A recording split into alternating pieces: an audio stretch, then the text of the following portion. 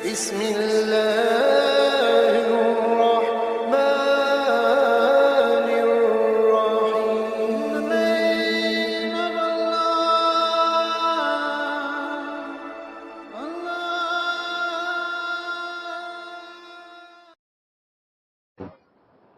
الحمد لله وكفى وسلام على عباد الذين اصطفى. أما بعد فأعوذ بالله من الشيطان الرجيم. بسم الله الرحمن الرحيم.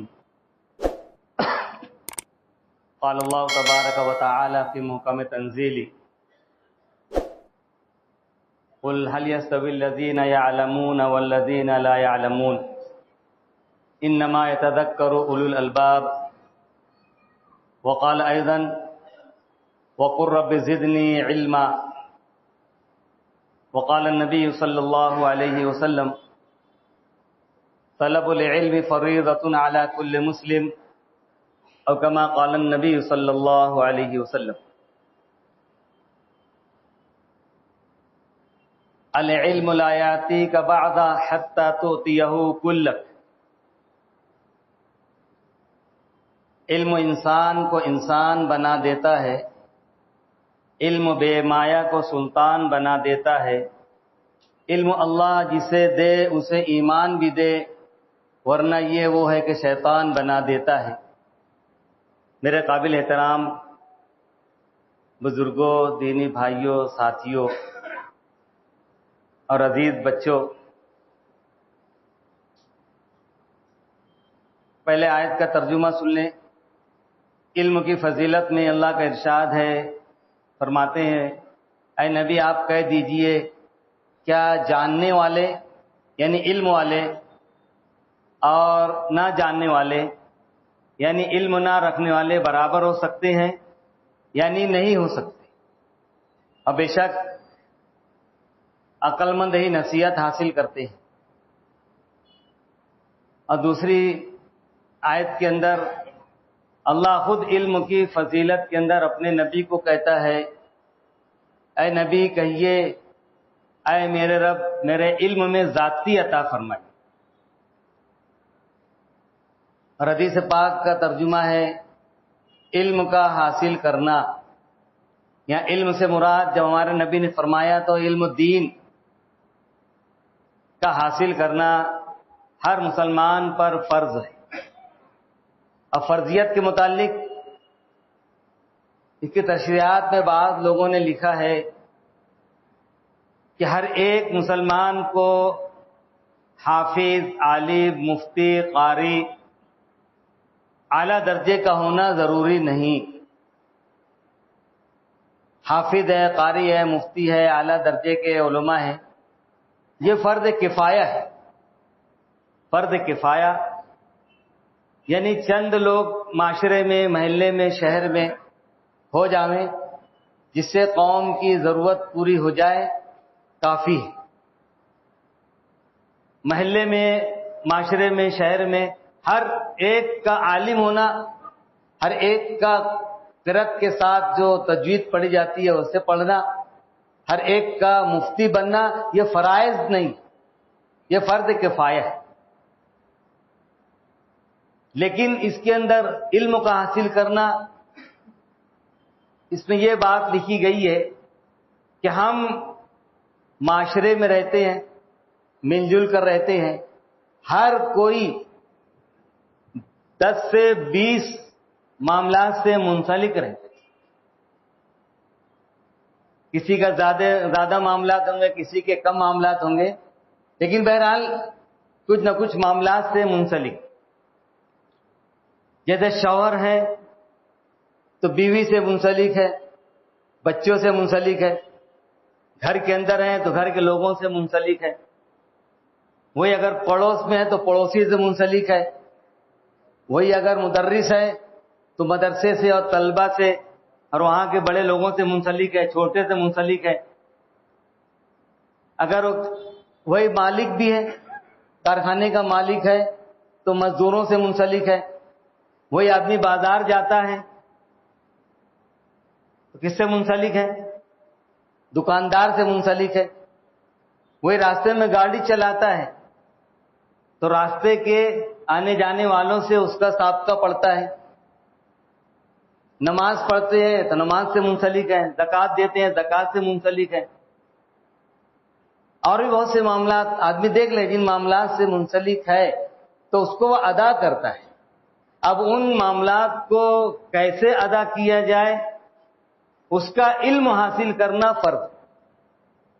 یہ ہے طلب العلم فریضۃ علی کل مسلم. اگر وہ شوہر ہے تو بیوی کے ساتھ کیسے رہنا ہے اس کو علم ہونا چاہیے. باپ ہے تو اولاد کے ساتھ کیا معاملات ہونے چاہیے اس کو علم ہونا چاہیے.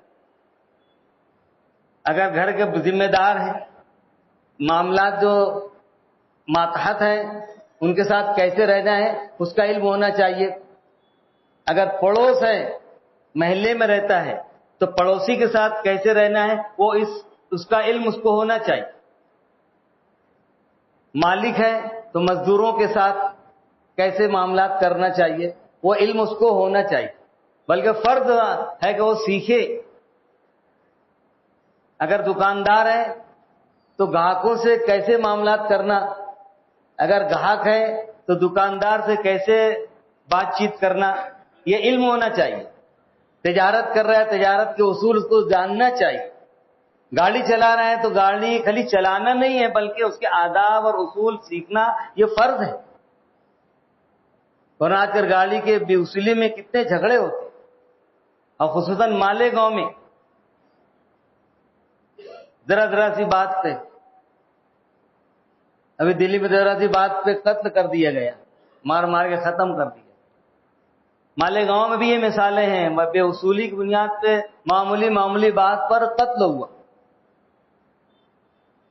تو یہ جو باتیں بڑھتی ہیں یہ لا علمی کی بنیاد پر، علم نہیں ہے. اب راستہ چلتے ہوئے میں چل رہا ہوں، کوئی آواز دیا ہٹ سے وہیں بیچ میں مار دیے، پیچھے والے بھی زحمت سے پڑ گئے اور راستہ رک گیا، تو اس میں ٹکر بھی ہو گئی. یہ زحمت کا معاملہ، اس کے کچھ آداب ہیں رکنے کے، وہ سیکھنا ضروری ہے. تو ہم جن حالات سے جن معاملات سے منسلک ہیں اس کا علم رکھنا ضروری ہے. اس کو کہا جا رہا ہے طلب العلم فریضۃ علی کل مسلم، اور مسلم میں مرد بھی آ گئے اور عورتیں بھی. اگر وہ عورت ہے تو شوہر سے منسلک ہے، بچوں کی تربیت سے منسلک ہے، گھر کی دوسری عورتوں سے منسلک ہے، ساس سے منسلک ہے. اگر وہ کہیں اور جا رہے ہیں وہ بھی کتنی چیزوں سے منسلک ہے. معاملات ہر ایک کے ساتھ لگے ہوئے اور الگ الگ معاملات. ڈرائیور ہیں تو ہم کیسے اس کی پاسداری کریں، کیسے اچھے طریقے سے اس کو حق کے اندر لے کر آئیں تاکہ دوسروں کو تکلیف نہ ہو. راستے سے تکلیف دہ چیز کا ہٹانا یہ صدقے کے اندر آتا ہے. اور ایمان کا آخری درجہ الایمان بضع وسبعون شعبہ اعلی کلمۃ لا الہ الا اللہ وادنا اماطۃ الاذى عن الطریق. آخری درجہ ایمان کا یہ ہے کہ راستے سے تکلیف دہ چیز کو ہٹا دیا جائے. اب میں چلتے چلتے بیچ میں رک گیا، کسی کے بولنے پر اس کو آنکھ بتانے لگا، یہ تکلیف دہ چیز میں نے کھڑی کر دی، جبکہ میرا کام تھا راستے سے تکلیف دہ چیز کو ہٹانا. تو علم کی بنیاد پہ بہت سے مسائل حل ہوتے ہیں. ہمارے نبی صلی اللہ علیہ وسلم جب 40 سال کے ہوئے غار حرا میں اللہ کی عبادت میں کنارے جا کر تنہائی اور یکسوئی اختیار کرتے تھے. وہاں سب سے پہلی جو وحی نازل ہوئی وہ اقرا، پڑھیے، اقرا بسم ربک الذی خلق، اپنے رب کے نام سے پڑھیے جس نے پیدا کیا. حالانکہ آپ کو تنگ دستی تھی، مسائل تھے، مصیبتیں تھی، گھر بار نہیں تھا، دنیا جہاں کی تمام چیزیں کیسی تھی، غربت کا زمانہ تھا. اللہ چاہتا تو اور کیا بول سکتا تھا. نبی سونا مانگیے، چاندی مانگیے، گھر مانگیے، یہ مانگیے وہ مانگیے، لیکن اللہ نے بھی علم کی اہمیت کو بتانے کے لیے سب سے پہلی وہی نازل کی. کیا لفظ لایا؟ اقرا، پڑھیے اپنے رب کے نام سے. علم آئے گا تو تمام مسائل حل ہوں گے. اس وقت تو جہالت تھی، قتل غارت گیری تھی، لڑکیوں کو زندہ درگور کرنا تھا، لوٹ مار تھی، ایک دوسرے کے خلاف کارروائی تھی، بڑا قبیلہ دوسرے قبیلے پر حملہ کرتا تھا، شراب ان کی گٹھی میں پڑی تھی، معمولی باتوں پر سالوں 40 سال جنگیں جاری رہتی تھی، جنگ غبرہ، جنگ داعش، جنگ بعاث، یہ جاہلیت کی جنگیں ہیں جو اونٹ پہلے پانی پی لیا بس اس پہ ایک ہنگامہ کھڑا ہوا، جنگ شروع ہوئی تو 40 سال سر دھونے کا نام نہیں لیتی، جہالت ایسی تھی۔ آیتیں اتارنا تھی اللہ کو تو ان کو سبق دینا تھا، اے مکے کے لوگوں، قتل سے بچو، لوٹ مار سے بچو، یہ اچھی چیز نہیں ہے، سچائی کو اپناؤ، جھوٹ سے بھاگو، ایک دوسرے کا احترام کرو، لڑکیوں کا احترام کرو، ان کو زندہ درگور نہ کرو۔ آیتیں اتار سکتا تھا اللہ، لیکن کیا اتارا؟ اقرا، پڑھیے اپنے رب کے نام سے۔ تو علم جو ہے وہ جہالت کو ختم کرتا ہے، جیسے روشنی اندھیرے کو دور کرتی ہے۔ آپ کسی پرانے گھر کو اگر آباد کرنا چاہتے ہو، وہاں پہ کچھ کیڑے مکوڑے آباد ہو، سانپ بچھو کا بسیرا ہو، اب وہاں ڈنڈے لے جائیں، یہ لے جائیں، وہ لے جائیں مارنے کے لیے، اندھیرے میں جائیں، ہو سکتا ہے وہ تم کو الٹا پلٹ کے کاٹ لے، تب بھاگیں، ان کا بسیرا باقی۔ ان کو بھگانے کا سب سے آسان طریقہ یہ ہے کہ ایک 100 نمبر کا لائٹ پہلے لگا دو، اس اندھیرے کو ختم کر دو، وہ جو بچھو ہے، سانپ ہے، کیڑے مکوڑے ہیں، وہ خود بخود بھاگ جائیں گے۔ ہمارے اجتماعات ہوتے ہیں شہر کے کنارے، کیڑے مکوڑے کی آبادی میں جب کام شروع ہوتا ہے تو وہاں سے وہ اپنا بوریا بستر لے کر آگے بڑھ جاتے، روشنی ان کو پاتی نہیں۔ تو علم و روشنی، ہمارے نبی کا ارشاد ہے، العلم نور الصبر ضیاء، علم و روشنی ہے اور صبر اجالا ہے۔ وہاں لائٹ لگا دیجئے تو علم جو ہے وہ ایک لائٹ ہے۔ اچھا، یہ لائٹ تو ہم کو ظاہری طور سے دیتا ہے، فائدہ دیتا ہے، لیکن علم ہم کو روحانی اور معنوی طور سے فائدہ دیتا ہے۔ قرآن نے علم کے فضائل میں اور بھی بہت سی آیتیں پیش کی ہے۔ ہمارے نبی صلی اللہ علیہ وسلم تو فقہا نے آپ کی حدیث کو باب العلم اور کتاب العلم ایک پورا باب الگ بنا دیا، پورے علم کے فضائل۔ اللہ کی ذات علیم، عالم الغیب والشہادہ، ان اللہ بصیر بما تعملون، علم کا ایک ذخیرہ جس کی کوئی انتہا نہیں۔ ہمارے نبی فرماتے ہیں اوتیت علم الاولین والآخرین، مجھے اول اور آخر سب علم دیا گیا۔ اس کے بعد بھی اللہ فرماتا ہے، اے نبی فرمائیے، اے رب، اے میرے رب، میرے علم میں زیادتی کیجئے، اس سے بڑھ کر علم کی اور کیا فضیلت ہو سکتی کہ جس کو تمام علم حاصل ہے ان کو کہا جا رہا ہے کہ اپنے علم میں زیادتی کی دعا کی۔ پھر آپ نے علم کے باب میں کتنی باتیں بتائیں۔ من سلک طریقا یلتمس بہ علما، جو کوئی راستہ اختیار کرتا ہے اس میں علم کو حاصل کرتا ہے، سہل اللہ لہ بہ طریقا الی الجنہ، اللہ اس کے لیے جنت تک کا راستہ آسان کر۔ یہ علم کی بنیاد پر، نہ مال ہے، نہ قدرت ہے، نہ طاقت ہے، نہ اقتدار، نہ حکومت، صرف علم کی بنیاد۔ علم ہر طریقے سے اس طرف چلتا ہے اور ہم کو لے کر چلتا ہے۔ ہمارے نبی صلی اللہ علیہ وسلم نے علم کے باب میں کتنا کام کیا، کتنا کام کیا۔ 10-11 سال مکے کی محنت، اتنی زبردست پریشانیاں، مصیبتیں اور حالات سے دوچار رہے، یہاں تک کہ آپ کو مکہ چھوڑنا پڑا، مکہ چھوڑنا پڑا۔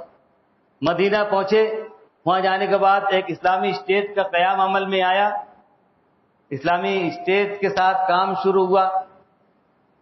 مکے کے لوگوں کہاں یہ سب باتیں ہضم ہونے والی تھی۔ مکے سے مدینہ 400-500 کلومیٹر کا فاصلہ طے کیے، مدینے کے مسلمانوں کو ختم کرنے، ان کی اینٹ سے اینٹ بجانے، ان کا خاتمہ کرنے کے لیے۔ اور 17 رمضان کو بدر کے میدان میں دونوں قومیں آمنے سامنے ہوئی اور حق باطل کا مقابلہ ہوا. اللہ نے حق کو غلبہ دیا. اس میں 70 غیر مارے گئے، 70 ان کو قید کیا گیا، ان کا مال غنیمت آیا. ابھی حالت سدھری نہیں تھی، صحابہ کرام ایسے لوٹے پوٹے تھے، مکے سے خالی ہاتھ پہنچے تھے، کچھ تھا نہیں.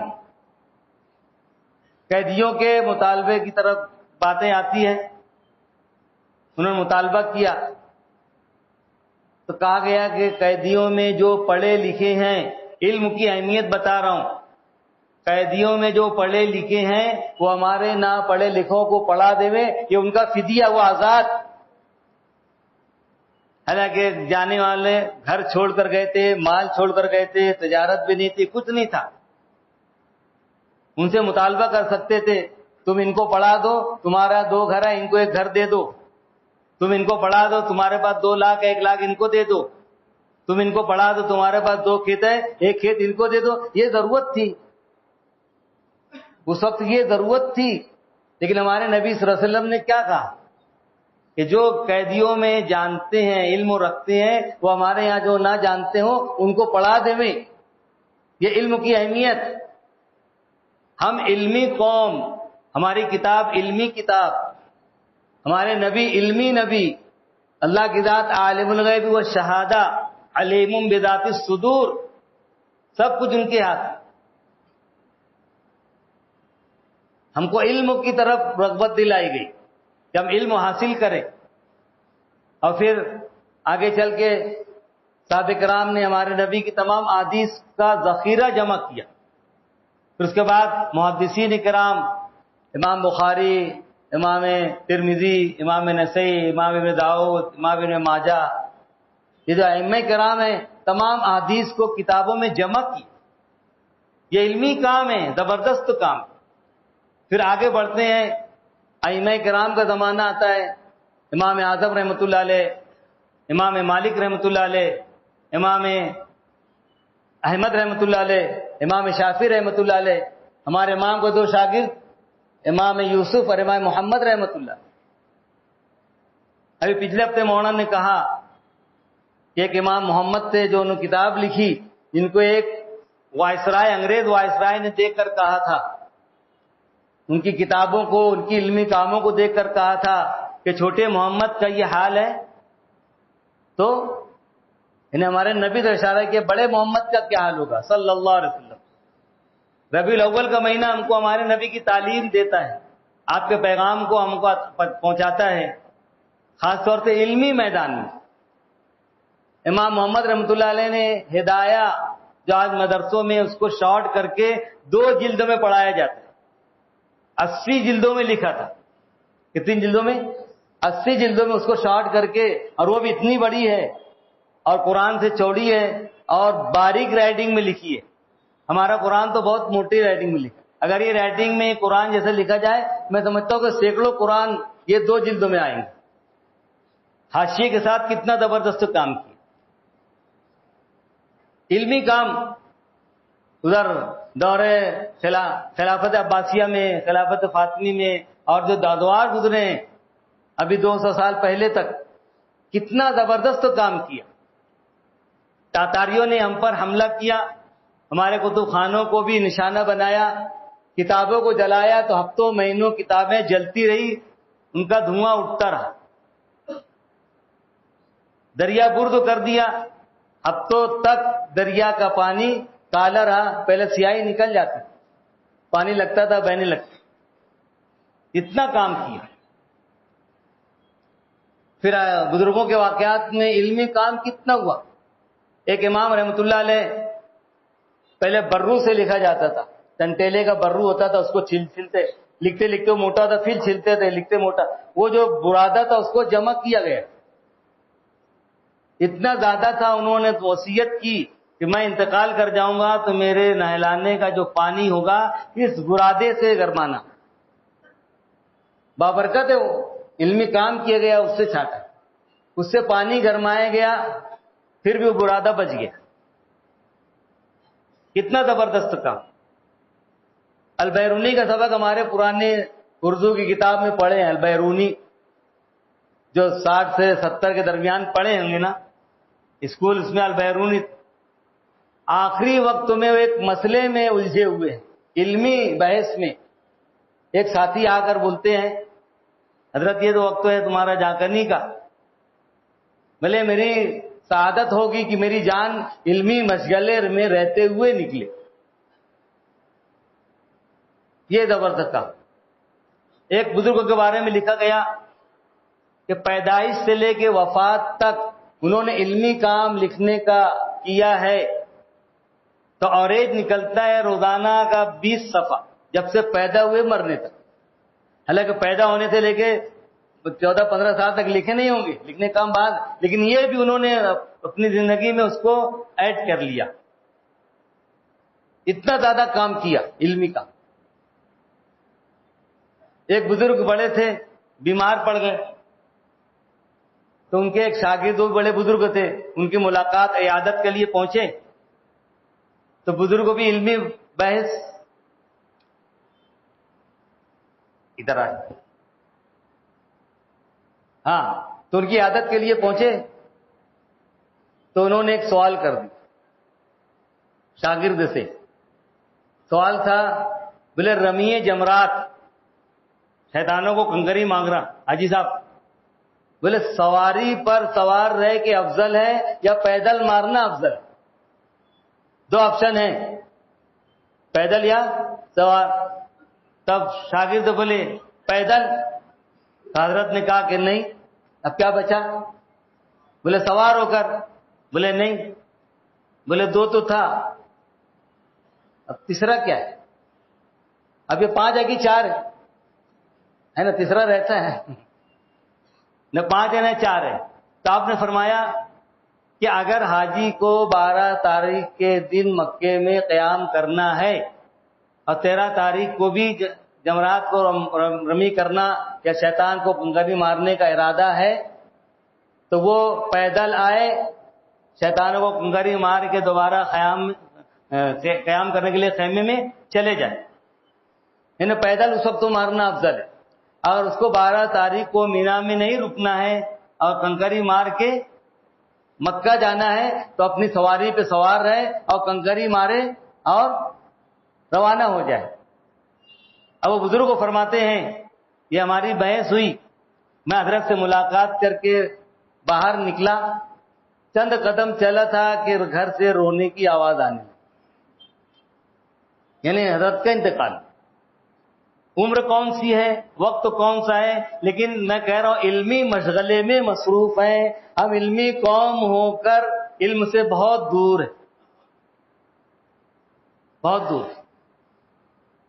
اللہ کے نبی صلی اللہ علیہ وسلم نے ہم کو بہت زبردست کام دیا علم کا، اور میں نے بتا دیا کہ کہاں کہاں پیسے کی ضرورت تھی، کہاں کہاں مال کی ضرورت تھی، کہاں کہاں کیسی کیسی ضرورت تھی، لیکن آپ نے علم کو زیادہ اہمیت دی، علم کو اہمیت دی۔ تو علم کی بنیاد پر کام بہترین، اچھا، اللہ کی نگاہ میں قابل قبول اور عند اللہ مقبول ہوتا ہے۔ دنیا کے حساب سے ہم دیکھیں، ایک مکان ایک عام آدمی جو بناتا ہے، عام آدمی جو بناتا ہے جس کو کوئی انجینئرنگ کا علم نہیں ہے وہ بنا دیتا ہے، اور ایک انجینئرنگ کا آرکیٹیکٹ کا علم رکھنے والا وہ بناتا ہے، دونوں میں بہت فرق ہوتا ہے۔ یہ دیکھو علم کی روشنی میں بنائی گئی مسجد، حسین و جمیل، خوبصورت، پائیدار، پھر اس میں کنگورے، پھول بوٹے اور نہ جانے کیسے کیسے نقش نگار۔ علم کی بنیاد پر کام اچھا ہوتا ہے۔ ہم جتنے معاملات بھی کرتے ہیں تو علم کی بنیاد پہ کریں تو اس کے اندر حسن پیدا ہوگا، اور اللہ حسن کو پسند کرتا ہے، تعداد کو پسند نہیں کرتا۔ وَالَّذِي خَلَقَ الْمَوْتَ وَالْحَيَاةَ لِيَبْلُوَكُمْ أَيُّكُمْ أَحْسَنُ عَمَلًا۔ اس نے موت اور زندگی بنائی ہے تاکہ دیکھے تم میں سے کون اچھا عمل کرتا ہے۔ میں کھٹا کھٹ 20 رکعت پڑھ لوں جیسی تیسی، اور ایک ساتھی اخلاص کے ساتھ 2 رکعت پڑھ لے، اللہ کی نگاہ میں یہ 2 رکعت کا مقام ہے، میری 20 رکعت پرانے کپڑے میں مار کر باندھ کر منہ پر مار دی جائے گی. یہ مار کر اس کو طلاقت لسانی بولتے ہیں. یہ علم کی بنیاد. اور اگر علم بھی ہوگا تو اس کے اندر اتنا اخلاص آئے گا, اتنا وہ دکھلاوے سے, ریاکاری سے, دھوکے دہی سے بچے گا. تو علم کی بنیاد پر تمام کام حسن تک پہنچیں گے. اور اللہ کا ارشاد ہے احسن کما احسن اللہ الیک, احسان سے کام کر جیسا تیرے ساتھ اللہ نے احسان کیا. الجزاء الاحسان الا الاحسان, احسان کا بدلہ احسان ہی ہے. ہر کام میں حسن آئے گا, تعداد کو اللہ نہیں چاہتا. قربانی کے زمانے میں آپ دیکھیں, اس سے پہلے شاید بتایا ہوں گا, بہت سے ساتھی ہیں اچھے, اللہ نے وہ نوازا ہے. قریب کے دیہاتوں میں پہلے جاتے تھے, وہاں 2 جانور خاموشی سے خریدتے تھے, جتنے کلو کا جانور اتنی تھیلی لے کے جاتے تھے. ایک ساتھی کو ذمہ دار بنا دیے, یہ قربان کرنا پہلے دن, اور اتنی تھیلی بھر کے تمام گھروں میں بانٹ. اس کو اور اس کو خالی پتا ہے, اس کے گھر والوں کو بھی پتہ نہیں ہے. یہ احسان. اور میں ایک جانور لاتا ہوں تو دنیا بھر کا شور شرابہ, ہنگامہ, دکھاوا, ریا, نمود, ایک کام کی بات, اور ہر کام میں میرے اندر ریا کر. تو اللہ احسان کو پیدا, اور احسان کب آئے گا؟ علم کی بنیاد پر. علم کی بنیاد پر. احسن کما احسن اللہ الیک, فرعون کو کہا جا رہا تھا بندوں کے ساتھ احسان کر جیسا کہ اس نے تیرے ساتھ احسان کیا. حکومت دی, دولت دی, فوج دی, یہ دیا وہ دیا, کیا نہیں دیا. لیکن اقتدار آتا ہے تو نشہ طاری ہوتا ہے اقتدار کا. انا ربکم الاعلی کا دعویٰ کر. وہ علم نہیں تھا جو اس کو سیدھی راہ بتائے. اللہ نے ہم کو وہ علمی نبی دیا جو علم ہم کو سیدھی راہ بتا, ہر غلط کام سے روکتا ہے. تو علم نہ ہونے کی بنیاد پر ہم بہت سے غلط کاموں میں مصروف ہو جاتے ہیں, بلکہ اس کو انجام تک بھی پہنچا دیتے اور اس کے انجام سے بے خبر رہتے. اب جب مسئلہ ٹیڑھا ہوتا ہے تو سوچتے ہیں کہ کیا ہو, کچھ کام ہونے بعد تھوڑا تیر واپس آتا ہے.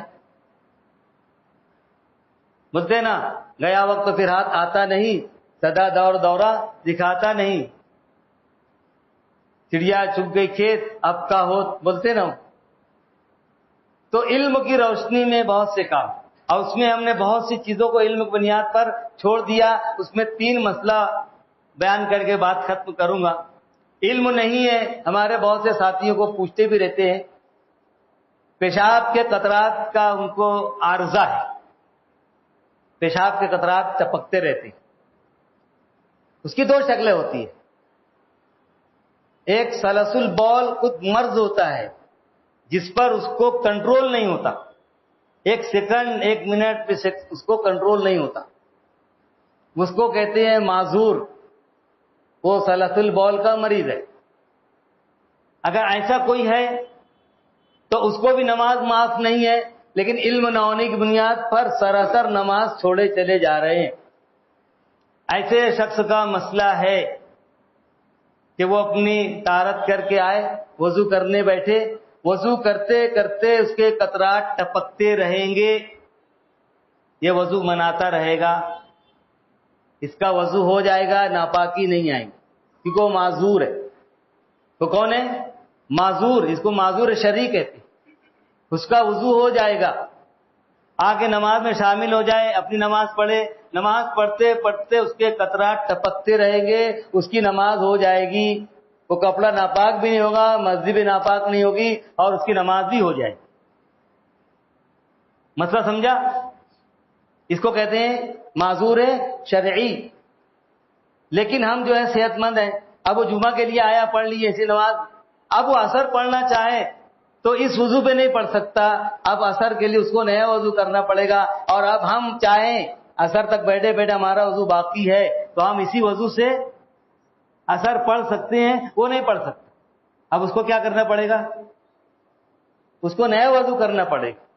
چاہے وضو کرتے کرتے قطرات نکلتے رہے, نماز پڑھتے پڑھتے قطرات نکلتے رہے. اگر کوئی ایسا شخص یہاں موجود ہے تو یہ مسئلہ سن لے اور یہ عذر نہ کرے کہ مجھ کو قطرات کی شکایت ہے. ایک وہ قطرات ہوتے ہیں جو طہارت کرنے کے بعد 10 منٹ 15 منٹ تک آتے ہیں پھر بند ہو جاتے ہیں، اس کو اختیار ہے، وہ معذور شرعی نہیں ہے، وہ بھی معمولی عذر کا شکار ہے اور اس کو بہانہ بنا کے نماز مسلسل چھوڑتے رہتے ہیں، تو اس کا ایک الگ حکم ہے۔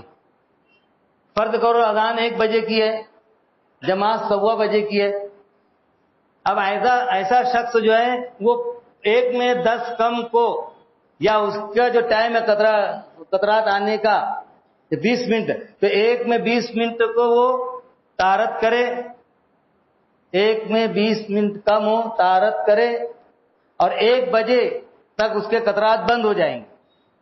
اب اس کو طہارت نہیں کرنا ہے، طہارت خانے میں جا کے بدن اور کپڑے کو دھو لینا ہے، طہارت کرے گا پھر 20 منٹ انتظار کرنا پڑے کہ اس کی عادت ہے، اس کی 20 منٹ کی عادت ہے۔ 1 بجے اب کیا کرنا ہے اس کو؟ طہارت خانے میں یا گھر میں جا کر کپڑے کے ساتھ بدن بھی دھو لینا ہے، وضو کر کے آنا ہے، وہ طہارت نہیں کرنا ہے۔ اب آگے نماز پڑھ، ہر نماز کے ٹائم اس کو یہ کرنا ہے، ہر نماز کے بعد اس کو یہ کرنا ہے، تو اس کا بھی عذر ختم ہو گیا۔ وہ یہ نہیں بول سکتا کہ مجھ کو قطرات کی شکایت ہے، میں نماز نہیں پڑھ سکتا، میرا کپڑا ناپاک ہوتا ہے، اور وہ جو بالکل شرعی معذور ہے اس کے قطرات بھی ٹپکتے رہے۔ مفتی انعام الحق علی پور کے جو مفتی ہیں، مولانا ذوالفقار صاحب کے خلیفہ، انہوں نے لکھا ہے اس کے پیشاب کے قطرات ٹپکتے رہیں گے، وہ ناپاکی نہیں رہے گی اور کپڑا بھی ناپاک نہیں رہے گا اور اس کی نماز بھی ہو جائے گی۔ اور یہ جو دوسری شکل بتایا یہ اس سے کم درجے کی ہے، 20 منٹ پہلے کرنا ہے، 20 منٹ بعد صرف دھونا ہے اور نماز پڑھنا ہے۔ ایک وہ ہوتا ہے جس کو بہت ہوا خارج ہوتی، اس کو فقہ میں کہتے ہیں انفلات ریح، اس کو کنٹرول ہی نہیں ہے، 1 سیکنڈ میں کئی مرتبہ ہوا خارج ہوتی، تو اس کا بھی وہی مسئلہ ہے، وہ معذور شرعی ہے، وضو کرتے کرتے اس کا وضو ٹوٹتے رہے گا ظاہری، لیکن معنوی وضو نہیں ٹوٹے گا، اس کو وضو کرنا ہے، نماز میں داخل ہونا ہے، نماز پڑھتے پڑھتے اس کا عذر آتے رہے گا لیکن ناپاکی نہیں ہوگی، اسی حالت میں اس کو نماز پڑھنا ہے۔ لیکن دوسری نماز کے لیے بولیے نیا وضو کرنا ہے، اور ہم مقیم ہیں صحیح، تو ہم کو وضو نہیں کرنے کی ضرورت، وہ بیمار ہے۔ ایک وہ ہوتا ہے زخم، ہمیشہ پنچا بہتے رہتا ہے، کبھی اچھا نہیں ہوتا، تو اس کی بھی یہی شکل ہے کہ وہ نماز پڑھنے کے لیے وضو کرے گا، وضو کرتے کرتے پنچا بہتا رہے گا، اس کا وضو ہو جائے گا، نماز پڑھتے پڑھتے پنچا بہتا رہے گا، اس کا وضو ہو جائے گا، اور اس کو اس طریقے سے نماز پڑھنا ہے۔ لیکن شرط یہ ہوگی کہ اب ظہر کے بعد اس کو اثر پڑھنا ہے تو ہم اسی وضو سے پڑھ سکتے ہیں، اس کے لیے نیا وضو بنانا واجب ہوگا، اس کے بغیر نماز نہیں ہوگی۔ کیونکہ مفتی صاحب نے کہا کم درجے کا بھی اگر کہیں زخم ہوا، کپڑا پہن لیے، دکھتا ہے کہ صاف ہو گیا، لیکن پہننے کے بعد بھی اگر نکل کے خالی کپڑے میں لگا، بہا نہیں ادھر ادھر، ذرا سی کپڑے میں لگا ہے تو بولتے اس سے بھی وضو نہیں ٹوٹتا۔ یہ ہمارے علم کی کمی، ہمارا وقت علم سیکھنے کی بجائے کہاں کہاں جاتا ہے، ہم خود غور کریں۔ ہم کو علمی امت بنایا گیا، علم کا ذخیرہ دیا گیا، نہ جانے کیا کیا دیے گئے، یہ علم کی وجہ سے مسائل حل کیے جاتے ہیں، شکایت نکالی جاتی ہے، نماز کے اندر کتنے مسائل ہیں اسی علم کی بنیاد پر، طہارت کے کتنے مسائل ہیں اسی علم کی بنیاد پر حل کیے جاتے ہیں، نکاح ہے، طلاق ہے، عدت ہے، اور دوسرے معاملات ہے، تجارت ہے، ربا ہے، وراثت ہے، تب علم نہ ہوتا تو کہاں؟ تو یہ بہت زبردست چیز ہے، یہ آئے گا تو معاشرے کی تمام برائیاں کم سے کم آدھی برائی تو کم ہوگی۔ جیسے اندھیرے گھر میں لائٹ لگا دیے، خود بخود آدھے جانور بھاگ گئے، جو بہت زیادہ ڈھیٹے ہوں گے ان کو لکڑی سے بھگا دیں گے۔ طلب العلم فریضۃ علی کل مسلم، ہر مسلمان پر علم کا حاصل کرنا فرض ہے۔ ہمارے نبی کا یہ پیغام ہے، یہ مہینہ ہم کو دعوت دیتا ہے۔ ربیع الاول کا مہینہ ہمارے نبی کی آمد کا مہینہ ہے۔ ایسے تو ربیع ہمارے نبی کی سیرت سدا بہار، ہمارا مذہب سدا بہار، ہمارا دین سدا بہار، کبھی اس کے اندر خزاں نہیں آئے گا۔ مسلمان ایک جگہ ختم ہوں گے، دوسری جگہ زندہ رہیں گے، بولتے ہیں نا، جہاں میں علیمہ مثل خورشید جیتے ہیں، ادھر ڈوبے ادھر نکلے ادھر ڈوبے، یہ ہمارا معاملہ ہے. سدا بار مذہب ہم کو دیا ہے، اگر ہم اس سے غفلت برتے ہماری بہت زیادہ بدبختی ہوگی، ناکامی ہوگی. اور علم نہ ہونے کی بنیاد پر ہم کیسے غلط کام کرتے ہیں. علم حاصل کریں ان تمام باتوں سے بچیں گے. اللہ ہمیں علم جو دیا ہے اللہ کے نبی کی طرف سے اس کو سیکھنے اور اپنے اوقات کو اس کو اندر لگانے کی توفیق عطا فرمائے. منع کردہ کاموں سے ہماری حفاظت فرمائے. کہنے سننے زیادہ عمل کی توفیق عطا فرمائے. آمین. سنت ادا